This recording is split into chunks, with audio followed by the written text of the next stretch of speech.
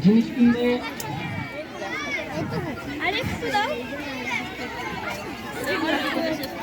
আদিত্য নমস্কার করবে, নির্দিষ্ট দাম দিয়ে নাম বলবে, প্রথমে নাম বলবে, শুনে না আমরা শিশুদের কাছ থেকে জিনিস কিনে নাম খাবো। বলবে, শ্রেণী বলবে, সমস্ত কিসের দোকান দাদা? এই মেলাতে উৎসাহিত পায়। কিসের দোকান বলো? হ্যাঁ, সেজন্য আমরা সবাই শিশুদের কাছে গিয়ে কত করে? নির্দিষ্ট আচ্ছা, পয়সা দিয়ে আমরা এটা কে আছে? এখানে গাজরের হালুয়া আর রসমালাই আছে। আচ্ছা, কত করে দাম তোমার? 10 10 টাকা। টাকা।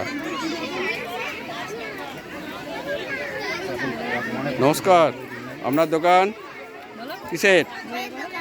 কি কি বই আছে বলো তাড়াতাড়ি। কি কি বই আছে বলো একটু।